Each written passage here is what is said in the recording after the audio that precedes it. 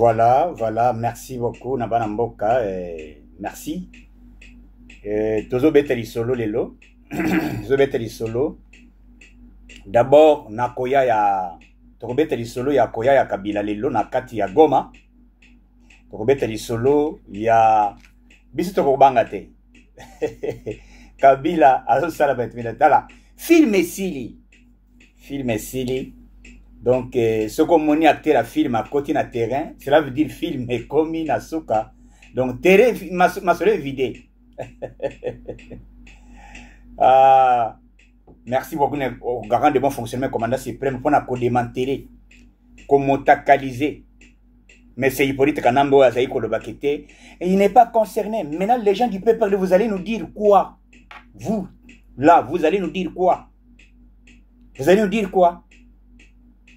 Puisque, Namoni Batounion, puisque Fatia frappé très fort, coup de chapeau au garant de mon fonctionnement, commandant suprême, puisque Boumissi, Yankoke Bimina Poissa. Ba terroriste, Likamba Kagama Zaiko Bomba, puisque Kabila Bimi, pourquoi? Puisque Kagama Zokende. Tout ce que je peux vous dire, ce qui Kagama yo quitté, puisque Trump a déterminé. A déterminé comme un seul homme. Royoka décision que Français Kabila Lobiawa, Royoka. À lobby, j'ai foulé le sol de Goma. Mon retour n'est pas une visite, c'est une déclaration. Le temps de silence est révolu. Les peuples congolais méritent que je sois là. Oh mon Dieu, wana Hippolyte Kanambe. Kabila Zolo Barozonga. Tokobeta lisolo lelo ya likamuni nezo likana na Kolwezi na Lualaba. Ezali na likambo moko ya makasi o esalami. Pourquoi? Puisqu'il fallait tout le bela makamba parti na biso. Parti na biso eza pasi puisque ko vuzwa misala ko pesa bana ya ko pesa batu oyo ba vivana kabe oyo bazali batu ya nyamu nyamu. Ezali haute trahison. Tokobete lisoto yebisi ministre intérieur, c'est ça le moment, vous devez mettre les combattants au travail. Ba combattants ba kota na service nyoso. Puisque Kabila il savait bien que azaki na batunayi o bazali ko soutenir. Voilà pourquoi il dit azako zonga. Voilà pourquoi Zolo Bazo Zonga. Voilà pourquoi. Mais, voyez déjà que Wazalen de Bobangate, Moutou a intimidé Binoté. Et puis, Bisoto Bangakate, Kabilo Yebi Biso bien que nous sommes des vrais combattants. Nakati Mobutu a Yebi, même Mobutu, même, donc Makila Nabiso Zaya, vrai guerrier. Ah, Ozo Bangi Safachi. Kabila Zobangi Safachi. Jamais. Fachi akuri kobanga yote puisque yebi yo bien aux alliés. Wa petit mouké. C'est la toute première fois dans le monde un ancien chef de l'État après avoir concédé, cela veut dire à Indima qui était cédé pouvoir, à céder pouvoir pression à Bissondé, c'est là que Kabila a cédé pouvoir. Il ne s'attendait pas qu'il pouvait libérer le pouvoir. Ceux qui communautés sont y intervenir, c'est alliés base, biso. Base obi ndiye to yisi mulunge pa Kabila à comprendre que ce qu'a publié comme boya monto mosusu monto akolala te et puis communauté ça il faut intervenir. C'est pour cela Kabila Sala Kabila ne pouvait pas même réussir même 2 ou 3 4 voix ici na Congo. Bana ya Goma vous comprendre que vous êtes trahi par soi-disant que libérateur. Même Bana Bukavu, vous êtes trahi pour soutenir Munguna. Kabila c'est un Rwandais. Et mon ami. Donc Bana Mboka, voyez déjà que Tokoki Kobanga te. Et puis Tokoki Kozonga Simati, que le président avait déjà dit, c'est les miens informés de la République démocratique du Congo. Fatia mieux informé. Ayebi penza Kabila très bien. Ayebi ke akozonga zam. Et puis Lilo a fini Kagame, Kagame lobi ah sanction comme quoi boy. Vaut mieux si kotoko Fabisenyos. C'est ce qui se passe maintenant. C'est ce qui se passe. Monique, Amérique, Bassi, Yebsi, Trump a lobby, ce qui kama yo kite, d'abord, moi, je suis homme de paix. Nayebi makamba trouble, nayebi désordre. Oya koyo kate, il sera délogé, limogé. C'est pour bientôt. Hein? Bobanga tebana goma. Coup de chapeau, puisque ayendengeni. Frappe oyo liwa oyo salami na kati ya goma. Oyo salami na kati ya nini. Côté ya Uvira. Bato batingi. Basili kosila. Wazalendo coup de chapeau. Bola le la bango etoko. Oyo ezali kambo mabele. La patrie ou la mort. La partie ou la mort. Tokoiko bangate. Voilà, tous un dossier moko où ezali très grave. Où tokolinga to le bela. Puisque wana to yebeki déjà que makambo ko bimana poste. Bimana poste. Il y a un dossier ordonnance numéro 22 bar 240 du 18 novembre 2022 portant nomination de l'administrateur et les assistants. Et Salamakina 2022. Ndenge ba nommé. C'est 2022 puisque le chef de l'État nommé 2022 a nommé l'administrateur na ba assistant na bango. Il y a ba territoire. Après, na ba bourgmestre répète. Après avoir nommé chef de l'État, a nommé na territoire ya Muchacha. Territoire ya Muchacha. Tozana administrateur ya territoire Monsieur Amboko Masikini Lutandimo. Donc Monsieur Amboko Masikini Tulandimo. Donc Azali administrateur nommé na ordonnance et chef de l'État.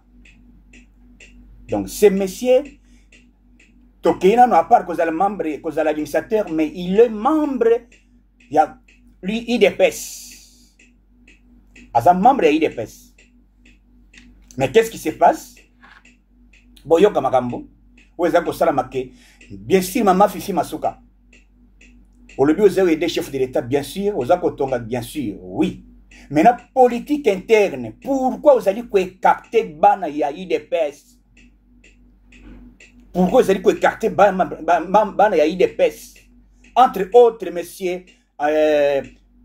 Oibazo Benga, Amboko, Masikini, Tulandamo.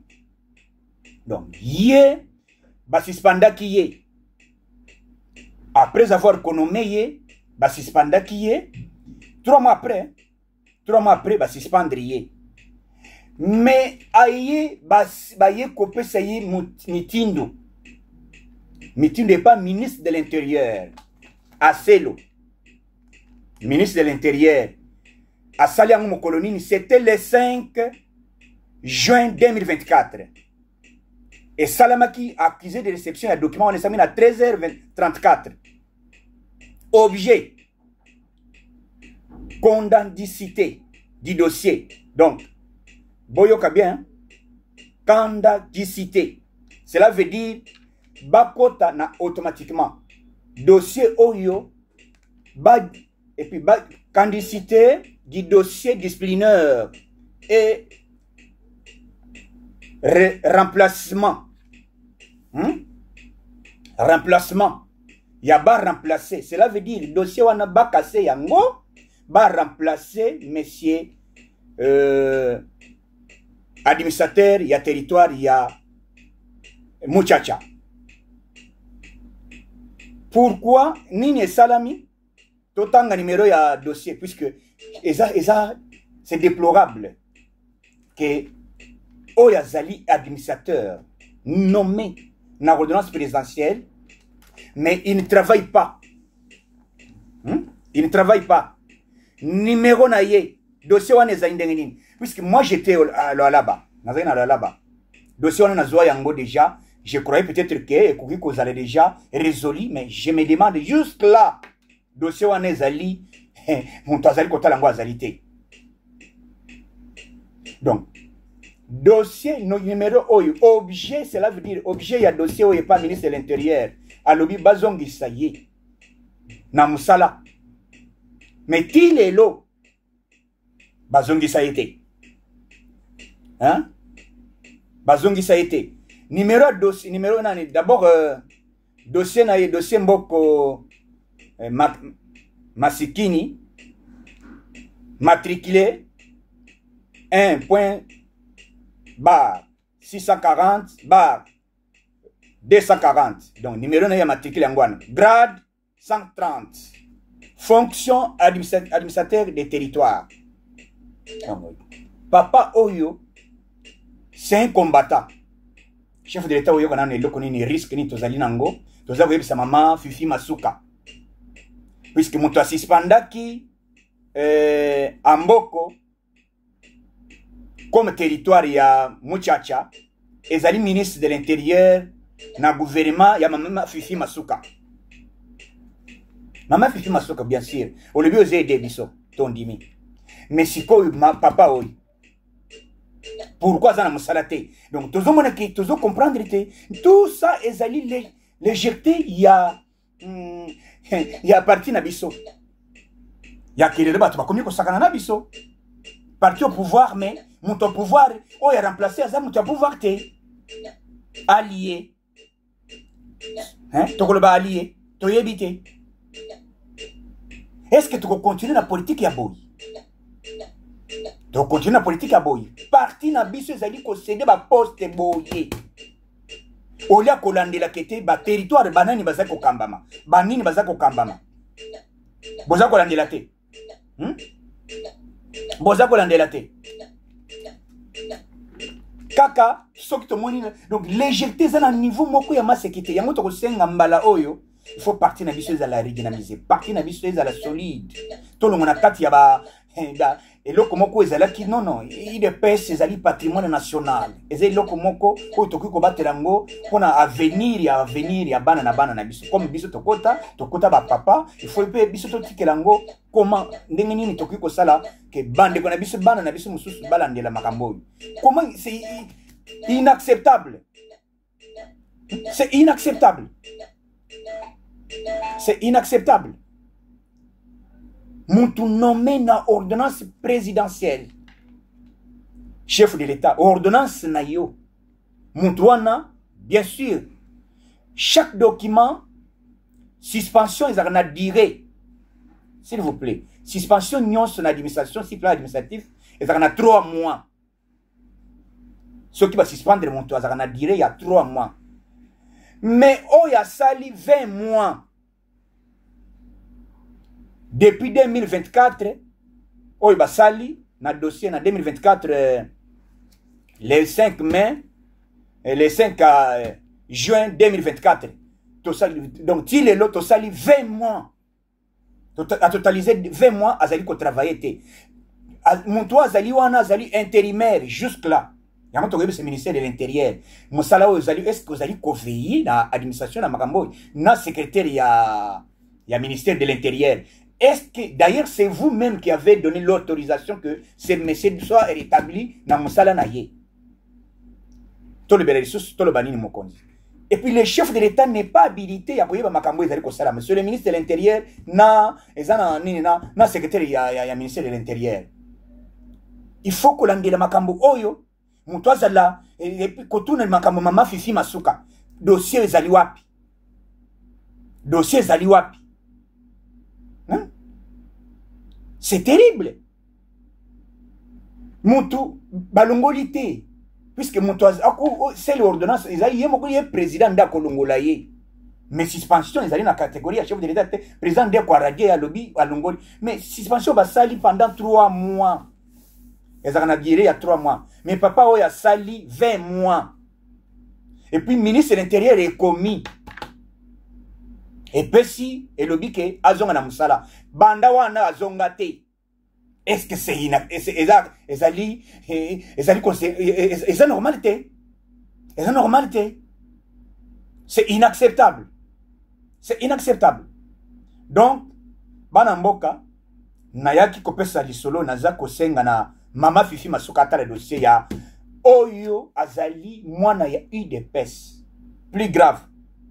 suspension ezaki ya motif nini toyebi tomoni donc document nyonso moto azali nommé na ordonnance présidentielle soki botali na date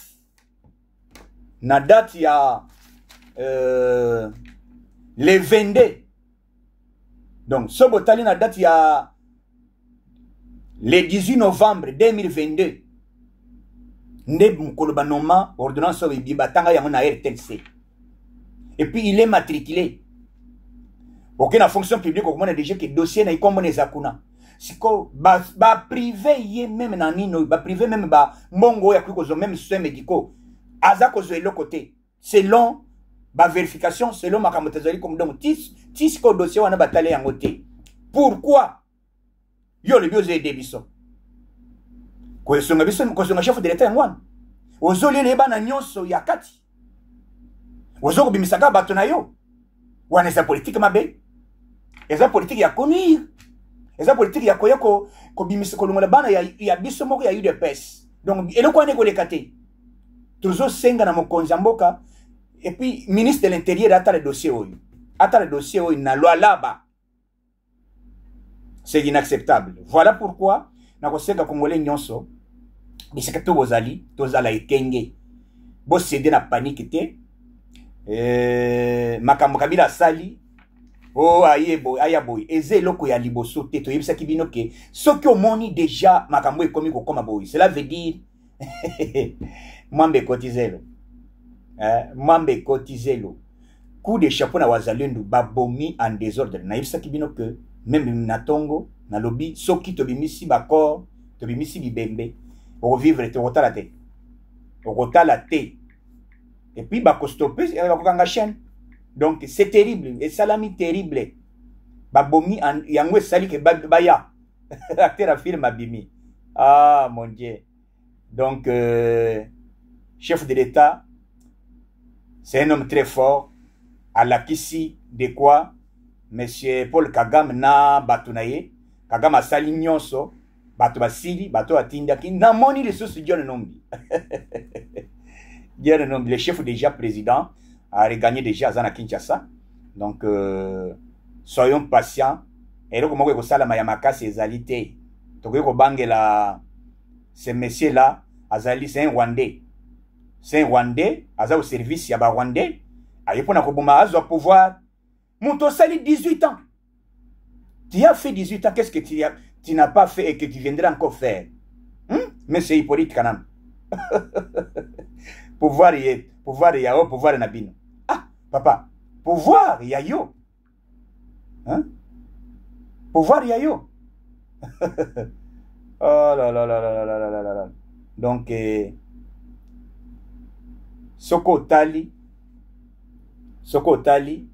eza somo boza komona eza somo wana eza ba masolo ozo yoka te esali somo yango wana donc ya koloba kutu ezali te lelo mosali esalami toyebisaki bino ke le Paul Kagame que vous voyez aujourd'hui vous ne le verrez plus jamais hein les Rwandais babimi na poisa hein Rwandais babimi na poisa voilà image ya bien ngwana donc il faut mona na sewana bomona na sewana ezani voilà yango esali ke Kabila bima ba petit bakimi na Kamanyola wazalendo coup de chapeau wazalendo azui déjà Kamanyola na minito lelo moto ya volcan M23 bakimi basili kosila Kamanyola lelo te récupérer hein